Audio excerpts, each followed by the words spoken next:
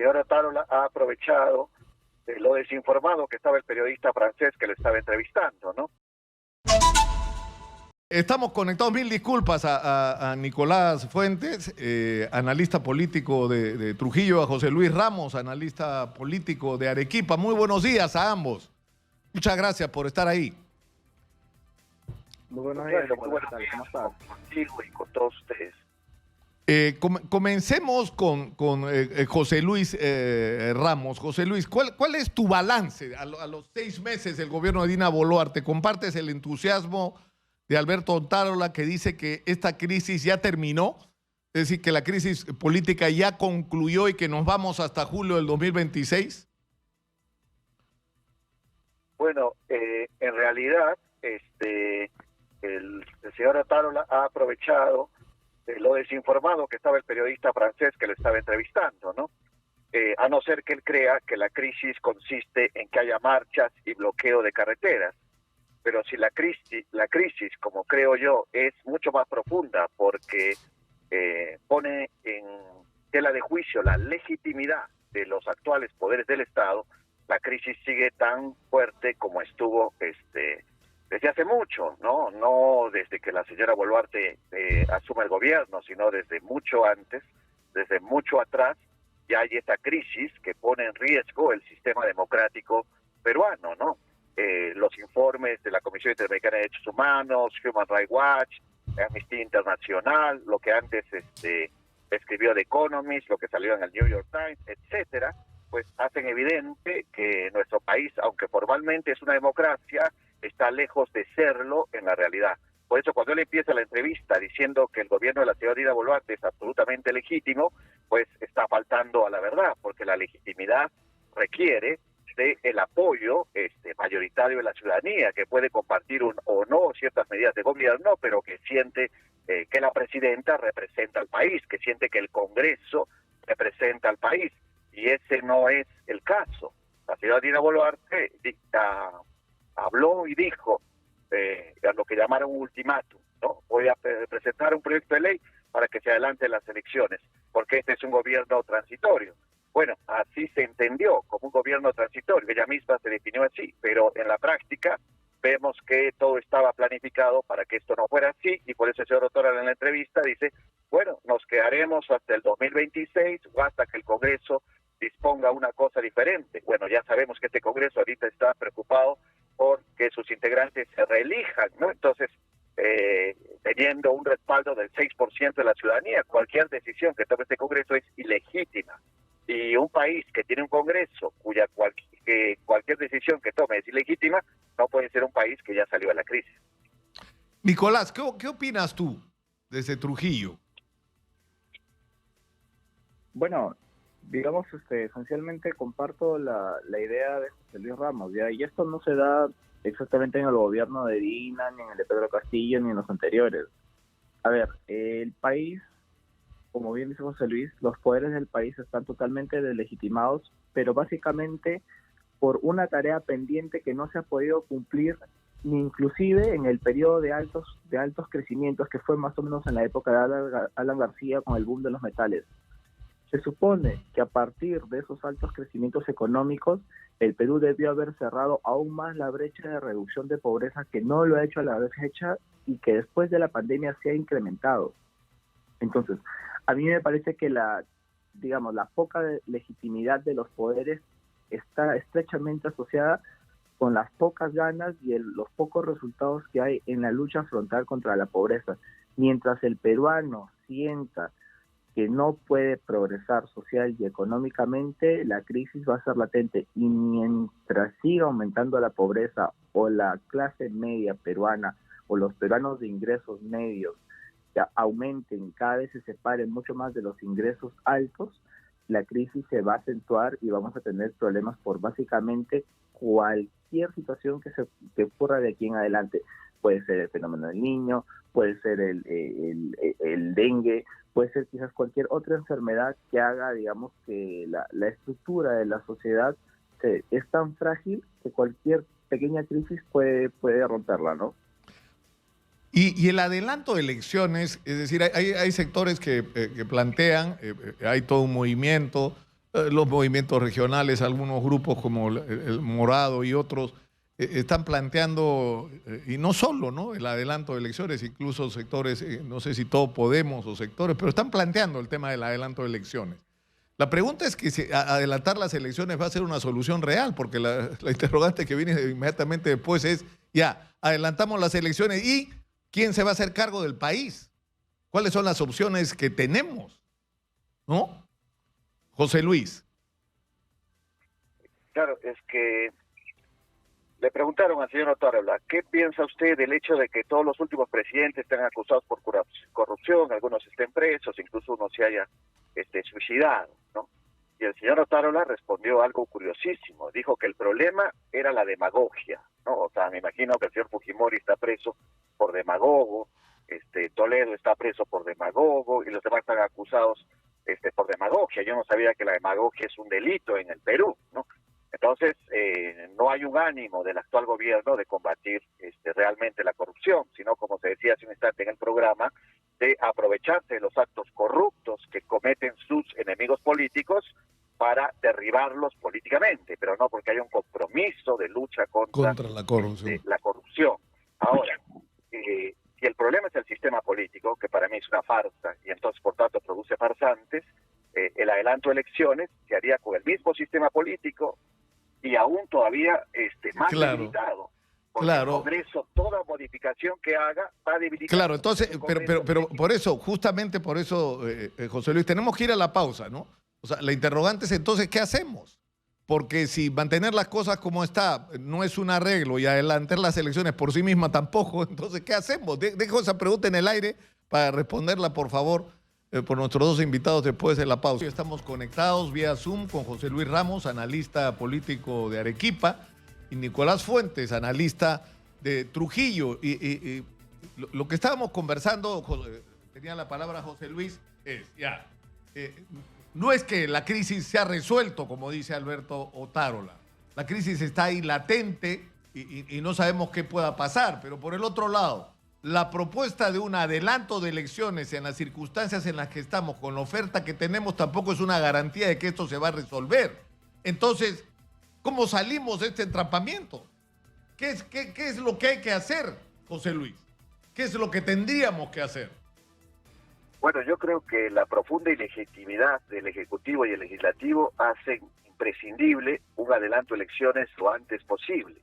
Ahora, claro, tenemos la misma oferta, tenemos el mismo sistema político, es probable incluso que se haya deteriorado más si se aprueba la bicameralidad, no porque el país la necesite, sino porque los actuales congresistas quieran reelegirse, ¿no? Y entonces una cosa tan importante como la bicameralidad, que por ejemplo yo creo que sería adecuada, no va a ser vista así por la ciudadanía porque no se le está aprobando porque sea adecuada, sino por intereses personales, particulares, ¿no? Entonces claro, legitima aún más la institucionalidad del sistema democrático peruano.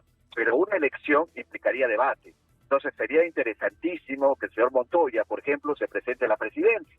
Y entonces allí diga, yo soy electo, nos retiraremos del Pacto de San José, se aplicará la pena de muerte, ya no estaremos en la Corte Interamericana de Derechos Humanos, etcétera, todas las cosas que estamos acostumbrados a escuchar. Y bueno, pues la ciudadanía decidirá si quiere que el señor Montoya con su proyecto sea presidente. Y seguramente también habrá otros candidatos y candidatas que hagan propuestas distintas. Entonces, ese debate nos da la oportunidad de discutir respecto al país que queremos, respecto a cómo queremos que se reorganice el sistema político. Habrá seguramente alguien que proponga que el sistema político tal y como está es inviable y entonces requiere una profunda reforma del mismo y veremos pues si logra que la ciudadanía le apoye. El problema está que una vez quien gane cumpla lo que haya señalado en campaña, porque es tradición en el Perú que se prometan cosas y luego una vez en el poder se hagan cosas completamente distintas. El caso actual es bastante patente, ¿no? La presidenta Dina Boluarte no se parece en nada a la candidata Dina Boluarte, no se parece en nada a quien acompañó a Pedro Castillo durante toda su gestión prácticamente, ¿no? Entonces los políticos suelen transformarse, pero para eso se requiere un fortalecimiento de la ciudadanía que vigile, que haga patente que el poder no está en quienes representan, sino que el poder está en los representados que lo entrega para la administración del Estado, para la gestión del país, pero que la democracia implica que el poder esté en la ciudadanía y no en quienes la están representando temporalmente, ¿no? Como ahora ocurre. Una vez electas, se cambian de bancada, cambian de posiciones, un día vota por una cosa, otro día vota por otra, y eso en la práctica significa que el poder lo tiene el representante y no los y las representados y representadas. Nicolás Fuente, ¿qué dices? O sea, digamos, Mira, así como están las cosas, no se están arreglando y un adelanto de elecciones no tiene cara de ser una solución. Es decir, de repente puede aliviar tensiones, pero de repente nos va a generar otras, ¿no? mira, a mí me parece que además de la anterior crisis que hablamos, hay una crisis aún, o sea, más fundamental, que es la crisis de instituciones que hay en el país. Y las instituciones o la institucionalidad que le falta al país, hay, digamos, dos agentes que forman instituciones y valores en todos los peruanos. Primero la familia y después los colegios o las instituciones educativas. Entonces yo creería que, digamos, la solución va más allá de buscarla en donde está el problema. Es decir, a mí me parece que la solución de crisis de institucionalidad que tenemos va a pasar cuando realmente se diseñe una malla educativa que forma valores a los jóvenes, a los niños de primaria, de secundaria y a los que se encaminan en la universidad. Mientras no tengamos a la población de base formada en valores, con oportunidades, por ejemplo, en donde no tenga la posibilidad de pervertirse en el camino, donde recuperemos los espacios públicos, donde le ganemos el espacio a la delincuencia, a la drogadicción, entre otras cosas que pervierten básicamente el futuro de los jóvenes del país, a mí me parece que no van a haber cambios. Y sobre todo, que es lo más importante, es el diseño de la malla curricular en el sistema educativo peruano. Mientras no regresemos a la formación cívica de valores, difícilmente las futuras generaciones se van a comprometer con, digamos, el correcto desarrollo del país, porque lo que ha pasado, básicamente, a mi parecer, y también como joven, es desde que de 15 años hacia atrás, ahora, básicamente nos hemos desentendido de la política peruana. Es decir, bueno, no me interesa la política, yo voy al sector privado, voy a conseguir un buen empleo, voy a ganar bien, pago mis impuestos y que el resto no me moleste. Sin embargo, ese divorcio de la política peruana por parte de los jóvenes ha hecho de que, en este caso, las personas quizás de 45 más años, que son las menos optimistas porque ya han pasado varias veces periodos presidenciales que no han demostrado cambios, sigan eligiendo, digamos, a quien no realmente representa los cambios. Entonces, digamos, para mí la solución, repito, está nuevamente en generar institucionalidad, pero ¿a través de qué? Del sistema educativo. Y eso básicamente es una tarea de 20 años, por lo menos. Claro, pero digamos, el problema es que esto está puesto como de cabeza, ¿no es cierto? Porque la discusión que hemos tenido estos últimos años es una discusión de personas, es decir, ¿quién va a ser el candidato? Y el candidato dice cualquier cosa en la campaña. O sea, un candidato puede decir, hacer una oferta y su gobierno puede ser lo contrario. Y nos pasa desde Fujimori, porque Fujimori hizo una campaña a favor de un programa y aplicó el de su contendor Mario Vargas Llosa. Ollanta habló de la gran transformación y lo que se transformó fue su cuenta bancaria, ¿no? Sé que me va a pretender demandar por eso ya, no su cuenta bancaria, digamos, lo que le presume la fiscalía que ha habido enriquecimiento ilícito. Pero en fin, pero a lo que voy es que no hay una discusión sobre qué es lo que queremos hacer con el Perú, sobre cuál es el plan para el Perú. Es decir, qué recursos tenemos, cómo los vamos a explotar, en qué plazos los vamos a hacer, qué lugar va a cumplir cada región, qué obras de infraestructura hay que realizar en función de esos planes, dónde la prioridad va a ser la minería, la agricultura, el turismo, la piscicultura, lo que fuera, la pesca. No tenemos y no discutimos de eso. No estamos discutiendo de eso.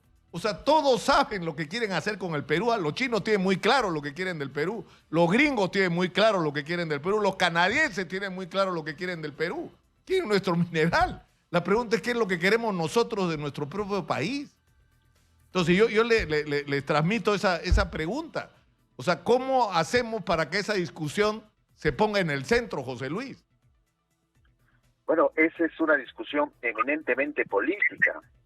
Y recordemos las palabras que dijo la presidenta Boluarte apenas asumido el cargo, unos días después, cuando empezaron las protestas.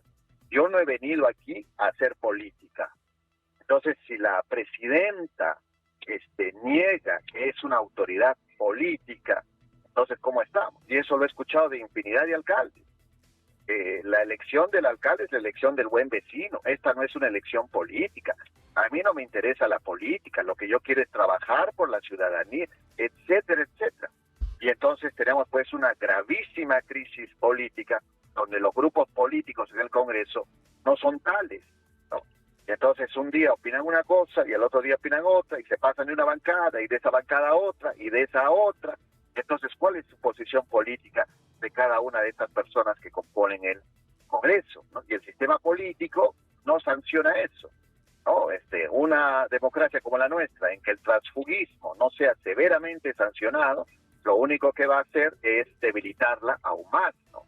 En algunos países se permite que alguien se pase de un partido a otro, pero en ese instante pierde la curul. Pierde la curul, claro. Ha sido asignada por pertenecer a un partido determinado, entonces tiene derecho de cambiar de opinión, pero no tiene derecho de que con opiniones cambiadas permanezca en el Congreso traicionando a quienes votaron por él o por ella, ¿no? Entonces se requiere una profunda reforma del sistema político que implique la politización de absolutamente todo, ¿no? Que implique que las discusiones sean de carácter político y no de carácter de marketing electoral respecto a qué candidato sería mejor o qué candidato sería peor respecto a los estudios que haya tenido, respecto a si tiene o no denuncias por cuestiones distintas que pueden ser que ha sido antes parte del aparato público y por tanto tiene allí algunas denuncias, etcétera, como que fuera una competencia de currículos, en realidad una competencia de proyectos de políticos, pero para eso se necesita partidos políticos y el Perú actualmente lamentablemente no los tiene, y eso ayudaría, creo, un adelanto a elecciones, porque veríamos, por ejemplo, a cuánto se reduce una bancada como la que tiene Perú Libre, ¿no? O sea, la ciudadanía va a premiar a Perú Libre o, por el contrario, la va a castigar, ¿no? La ciudadanía va a premiar al fujimorismo o la ciudadanía lo va a castigar, ¿no? Eso es importante, que la ciudadanía a través de su voto exprese lo que siente respecto a quienes actualmente están administrando el país sin legitimidad alguna. Yo no sé si estoy equivocado en mi juicio, pero yo creo que hay un hartazgo con respecto a lo que ha sido la oferta política hasta hoy, y esto se refleja en que el descrédito no es a un sector de la clase política, es a toda la clase política, a lo que ha sido nuestra clase política de los últimos 30 años, y que la gente está buscando más bien algo nuevo, y que algo nuevo podría surgir en el Perú. La pregunta es de dónde, encabezado por quién. Esa es la interrogante, Nicolás. No sé si tú te la planteas. O sea, te pregunto, por ejemplo, si hubiera elecciones este domingo, ¿por quién votarías? O sea, no, por nada, dice mi voto totalmente. O sea, no hay oferta electoral, digamos, atractiva, ¿no? Pero, mira, el tema, por ejemplo, un mecanismo quizás para mejorar por ahí la calidad de la oferta electoral es lo siguiente: que los planes de gobierno sean alineados y vinculantes, digamos, por ahí, para fortalecer la débil descentralización que se hizo. Mientras los planes de gobierno no sean vinculantes, para ser elegidos pueden escribir cualquier cosa, pero si tú los haces vinculantes de alguna u otra manera, los estás obligando por lo menos a tener un esfuerzo y poner cosas un poquito menos irreales. O sea, cuando menos siquiera hagamos ese esfuerzo de que el planeamiento estratégico del país sea vinculante desde el proceso electoral. Si es que no es vinculante desde ese momento, mucho menos lo va a hacer después con el poder. Y lo otro es que sea alineado. ¿Y a qué me refiero con alineado? Si tú eres un partido político a nivel nacional, el plan de gobierno de quien quiere ser presidente tiene que estar alineado absolutamente a través de sus presidentes regionales y de sus alcaldes provinciales y municipales.